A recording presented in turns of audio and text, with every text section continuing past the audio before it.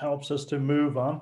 So we've now got our desire, the exact amount of money that we wish to acquire, and what are we prepared to give up in return. We've now selected a date that we are going to achieve this goal by. The next thing I would want to touch on is to help people to prepare a definite plan and begin to implement it immediately. And when I say immediately, I don't mean tomorrow, next week, next month. Put pen to paper and start putting that plan together. Like I said earlier on, whatever your definitive amount that you wish to have at the end of the time period, whether it's 6 months, 3 months, 12 months time, the amount that you're looking to have, work that, reverse engineer it back. So if it's 500,000, 1,000,000, 100,000, 50,000, whatever that is, break it back down to 365 days, break it down month by month, what that means, break it down week by week, then break it down day by day. And then daily work out a system and a process that you can apply by working your daily steps. So daily, if you're looking to achieve, achieve say 3 sales a day, where will you be prospecting? Will you be prospecting on LinkedIn, on Facebook, on Twitter, in the local hard print media? So you need to create those systems and processes. So if you need to close 3 sales a day, how many calls do you need to be making? And how many leads do you need to be generating to get X amount of calls in order to get the 3 sales that you need to close on? So these are systems and processes that you need to start thinking. The advantage now compared to 20 years ago, 40 years ago, 60 years ago, 100 years ago, we have so much, life is so much easier with systems and processes because everything is in the cloud. So you can have it on your mobile, you can have it on your desktop, on your tablet, wherever you are around the world. You haven't got to carry everything around because it's in the cloud. You simply log on and you have access to everything there. So Ben, how would you put that in a way that would help them to prepare a definite plan to implement, so they can start then working on that plan and put into play come tomorrow, but to put their plan into action today by putting pen to paper? You and I both know that people, study after study has shown, the people that break down their goals and write it down, and the more detail that they break it down into, the higher the possibility and the probability of them achieving those goals, compared to people who have it just in there, rattling around in their heads and haven't really put it out on paper. So how would you actually help people to get a grasp of that, have a better understanding, and to make sure, regardless whether they're putting it on the computer or whatever, that is so important to write it down with your hand on a pad? In listening to you, wrote down several notes, and each one became more important than what I already written down. So I have to take them backwards from the bottom up. One of the things, reverse engineering is a terribly important thing. If you know what's in the machine, the personal machine, and you can separate it and so on, and figure out this causes this, which causes this, and so on, and reverse engineer. Let's give one that you said about closing sales. Easy to talk about. Whether you're a salesperson or not, you're a salesperson. And whether you're working for commission in selling or not, you're selling, and you have a closing ratio. You may not know what it is, but you need to find out what it is. If you go out, let's say you're a salesperson and you're in your car making call, this can be the computer too, but whatever. You're out as a salesperson making calls.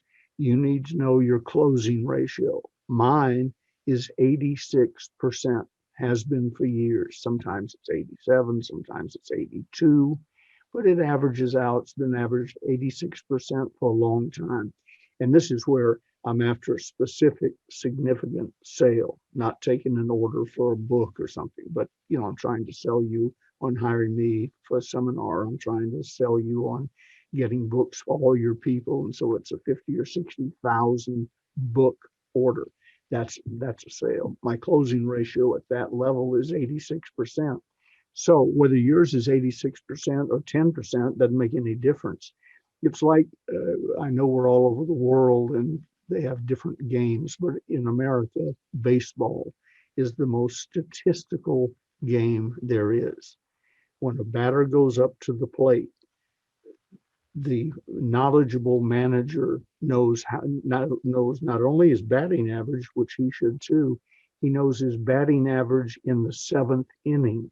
He knows his batting average against left-handed pitchers and right-handed pitchers and so on.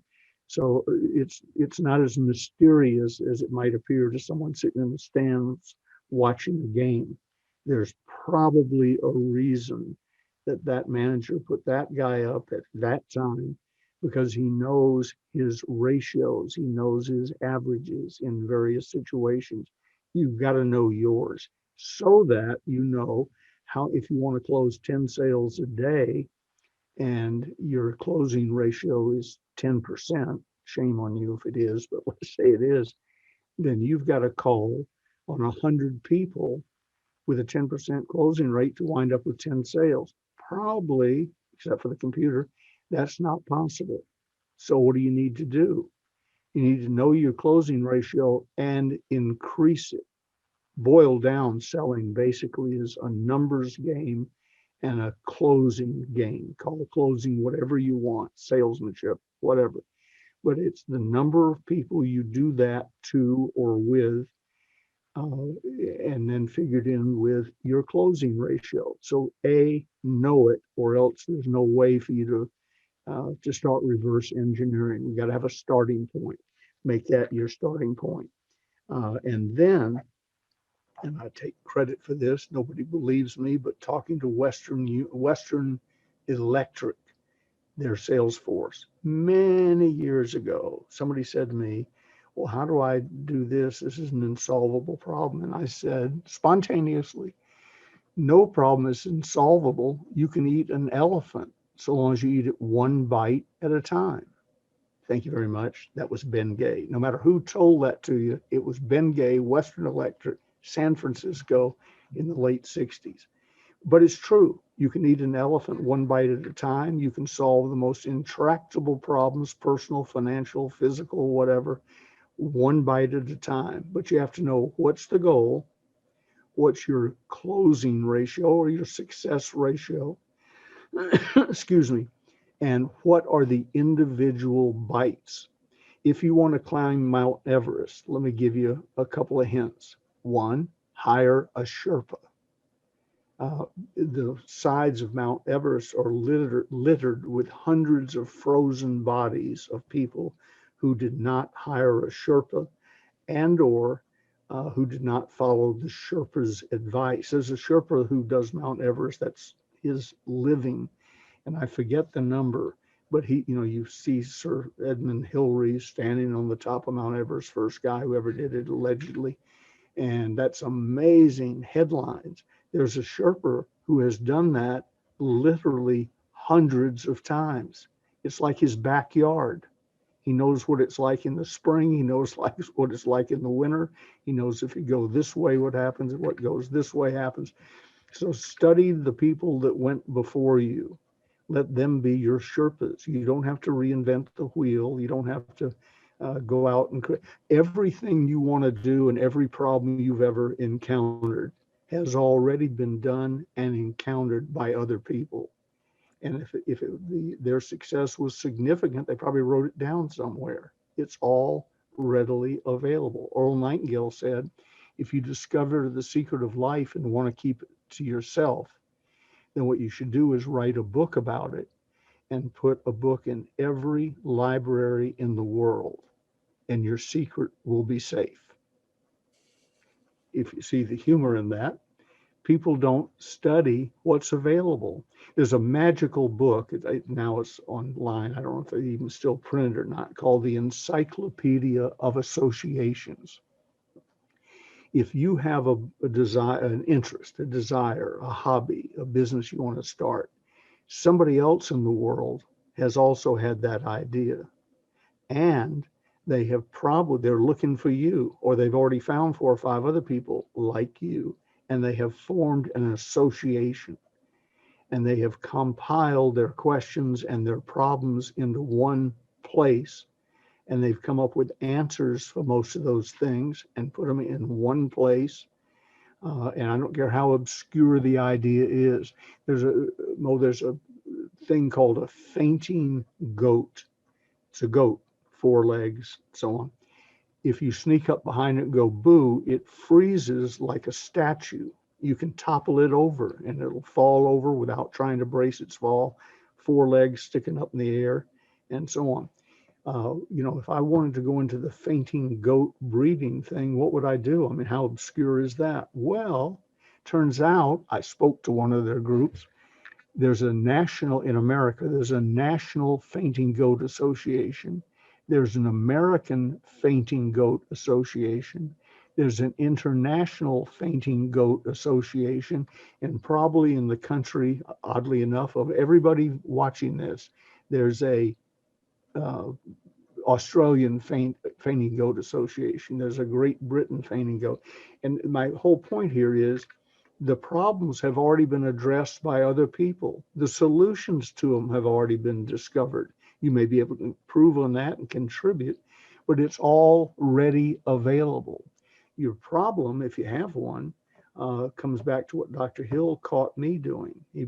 People have asked me, what are the 3 most important things he taught you? I hate that question because he taught me hundreds of things, but people, when they ask in a question and answer session audience, they always want to know the 3 most whatever.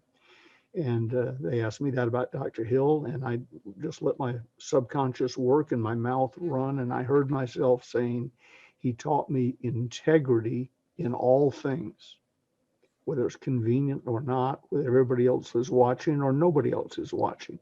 Integrity in all things. He says that solves so many of the problems in the world. Then focus.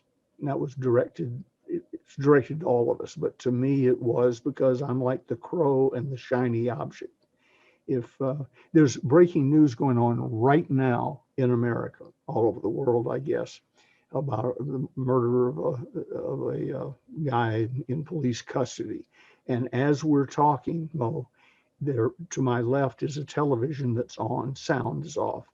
And they are saying that the jury is back and here's the verdict. You don't know the discipline it takes for me to continue to stare into the camera and think only about this, because I really do want to know what the verdict was and then what the aftermath, if anything, will be. So focus. Dr. Hill sitting at his seat at the end of my conference table he'd be writing things as he always was, but then he was always keeping an eye on me. And if I was supposed to be doing something and the bright, shiny object came by, somebody out in the secretary's office, somebody walking down the hall, something on the news, whatever, he'd say, Benjamin, focus, Ben. And I would go back to focusing. So that's the second thing. And the third thing he taught me, which was for me was crucial, was action. He caught me once dithering. He said, take action. All the information you need to take action on this decision you've had for weeks. Take action. Pull the trigger. And he was starting to wipe out my procrastination. Which brings me to one other little point there. We're not saying stop procrastinating, that's an evil spirit, and you should, stop being lazy, that's an evil spirit, and so on. All of those human weaknesses and frailties will remain in you. People say, a brave guy has no fear. Anybody who has no fear is insane. There are things that you should fear. There are things that perhaps you can get control of. But so we're talking about control the emotion and the weakness for a brief period of time. When I was in the Coast Guard rescuing people under the Golden Gate Bridge, and I had the Cuban patrol when Castro and Kennedy were having, and Khrushchev were having their nuclear face down over Cuba. I was there on a Coast Guard cutter, picking up dead bodies and being buzzed by Cuban MiGs and so on. Was I afraid? Yeah, I was afraid. But they taught us in training how to not act afraid for a given period of time. So uh, cure your procrastination, if only temporarily. You'll have to fight it again tomorrow if that's one of your weaknesses. Cure your fear of taking action, if only temporarily. Pull the trigger, then you can be afraid tomorrow. But get them under control for the length of time you need them under control. And that's not a forever situation. I'm basically, believe it or not, shy. And that's my natural instinct. I overcome it by being Ben Gay, hi, how are you, and so on. But internally, I'm shy. When I'm up in the room, putting on my tie or whatever to go down to the meeting room to address 500 people or 5,000 people, right before I leave the room, I'm afraid, not afraid of public speaking. I've conquered that, except occasionally it'll raise its ugly head. I'm afraid of walking into a room where I don't know anybody and blending in and becoming one of the guys and becoming their friend by the time I take the stage and so on. Here's how I do it. I eat the elephant one bite at a time. When I walk into the room, my goal is to make eye contact with one person, go over, introduce myself, and say, hi, I'm Ben Gay, loud enough where 15 or 20 people suddenly know the star of the day is in the room. Then they come over, and then some other people come over, and I'm fine. But I have to break in. See, how can you be afraid?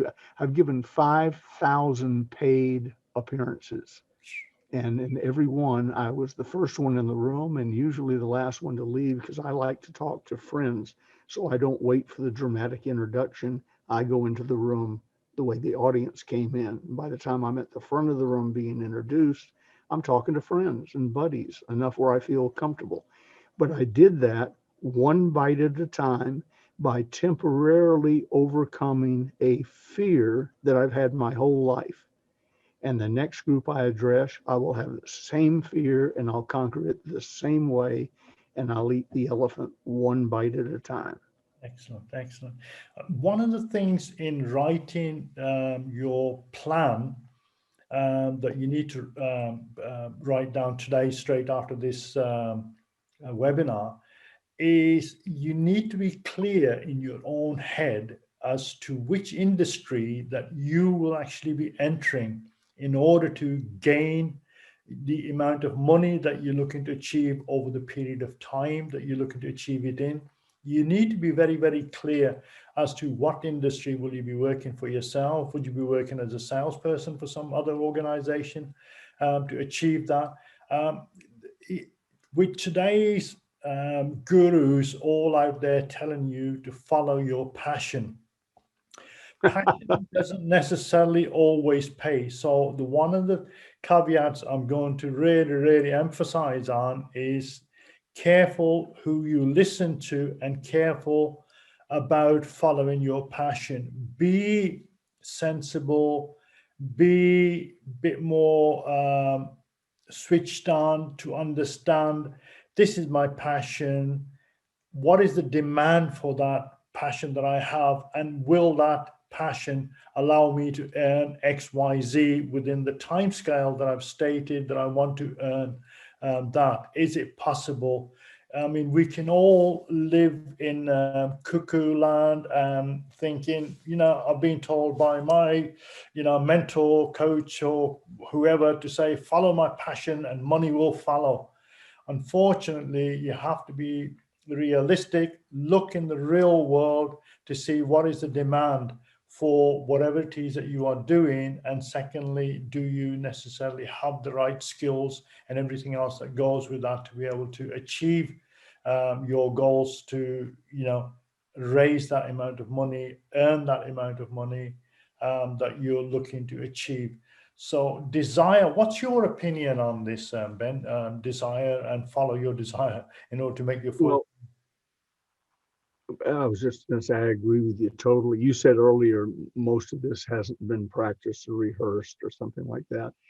For our viewers, none of it has.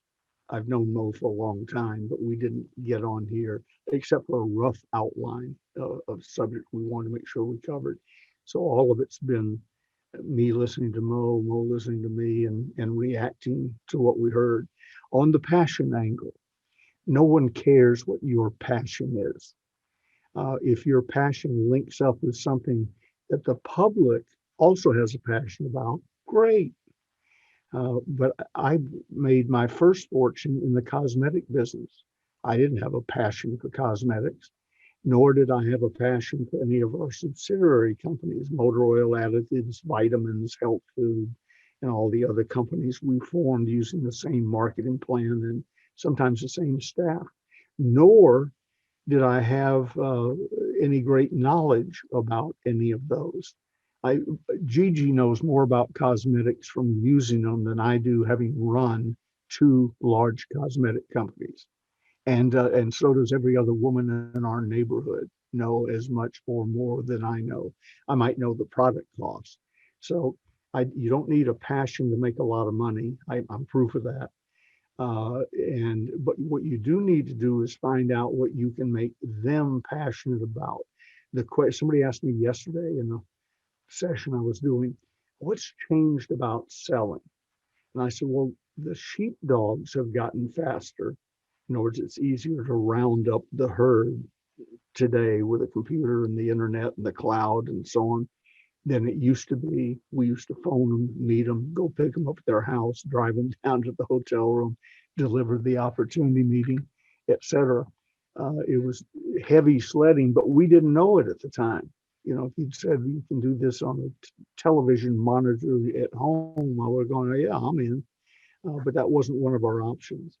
So what we had to do was find out what their passion was. In most of the business I've been in, their passion was they wanted to make more money, and we provided a vehicle to do that. So the question was asked, has selling changed? Yeah, the sheepdogs have changed. But back down to the one-on-one relationship with you, the salesperson, them, the customer. They've been asking the same question for 1,000 years, or pick another number, 2,000 years. What's in it for me? So you must develop, invent, create, acquire something that they're excited about and can easily understand and become passionate about, and then sell them. I remember watching Steve Jobs introduce I don't think the cord's long enough and it's recharging, but I remember watching him introduce the cell phone and live on television. And I thought, well, that's interesting, but it doesn't do anything for me. Well, he didn't explain it, at least where I could understand it, what a life-changing thing it was. He figured that out, but the iPhone wasn't his passion. He started out in computers and using somebody else's programming and so on. And somewhere along the line, he or his staff came up with, hey, boss, look what else we can do through miniaturization. We can get all this power into this phone. I was attitude coach for the astronauts, Apollo 15, 16, 17. When those shots took off from Cape Canaveral, this phone today has more computing power in it than they had in that control room when they fired off the rocket and sent it to the moon. More firepower right here. If you're watching this on a computer, I'm watching it on the desktop computer, you have 10 times the computing power in your desktop as they had in the control room during the Vanguard, Mercury, Gemini, and Apollo programs. So that part of it has gotten better. But at the core, They want to know what's in it for me. And Steve Jobs finally figured out how to explain what's in it for you. Put the world in your hand. The Library of Congress in the United States is in your hand if you own a cell phone. So all the talking earlier in this session, we talked about it's all written down somewhere. You don't even have to find the book. It's in here. It's on your desktop. It's on your laptop. It's all there. You know what's missing? You. We need you to focus on something and take action and understand the rules of the game. And among the rules are no one cares what your passion is. If you have a passion that you've got to convince the world is a good idea, and that's going to take some serious time, let me suggest you put the passion over in the hobby category and find something where you can make money and move ahead towards your goals now. Okay. And Excellent. then with cash, your passion, maybe you'll have the time and money to turn that into something. In the meantime, I repeat, no one cares.